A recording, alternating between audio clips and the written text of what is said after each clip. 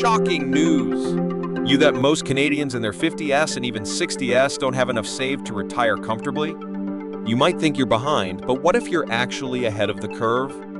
In this video, we reveal exact savings benchmarks by age from your 20s to your 60s, so you can finally compare, plan, and grow your wealth with confidence. This isn't just theory, it's real data to help you take real action on your retirement future. Welcome back to Canada State Pension Hub, your trusted destination for everything related to savings, pensions, and retirement planning in Canada. Today's video is going to give you clarity, maybe a reality check, and definitely a financial compass.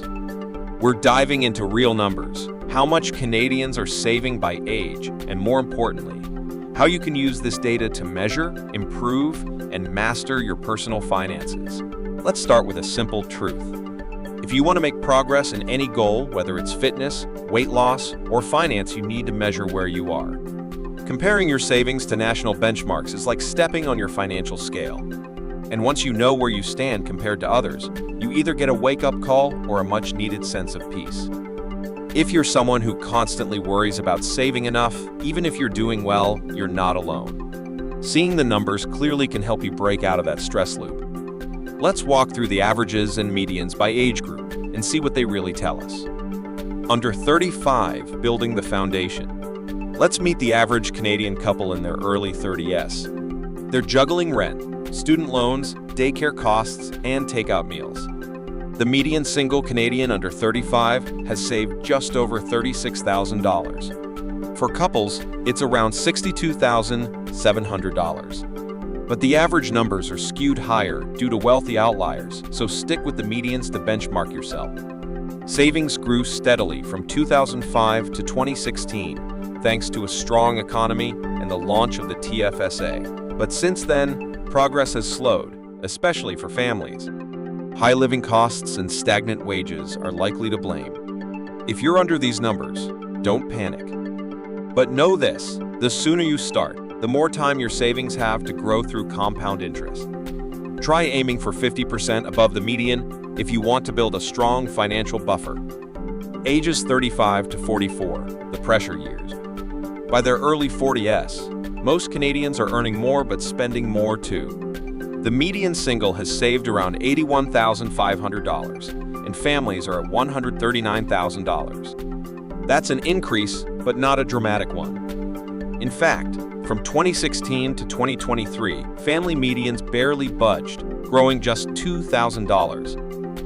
If you're 40 and sitting on $80K or $140K in long-term savings, you're at the Canadian average. Not behind, not ahead.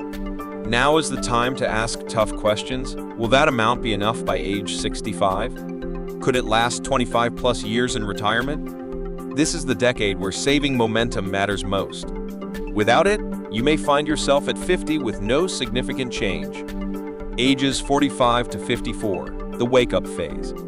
By your 50s, saving should be hitting its peak. The median single Canadian has saved around $152,000, and families are at $274,000. But between 2019 and 2023, something unexpected happened. Those numbers dropped. Family savings fell by $36,000 and singles by $26,000. Why? Most likely see COVID-19, market volatility, and inflation. Whatever the reason, it's a clear red flag. Even after decades of work, nearly half of families have saved less than $275,000. This is a pivotal time. If you're behind, you can still catch up, but that window is narrowing. If you're above average, keep pushing forward. Your retirement isn't far off, and these final years of income matter. Ages 55 to 64, the final stretch. At this stage, your savings must start transitioning from growth to protection.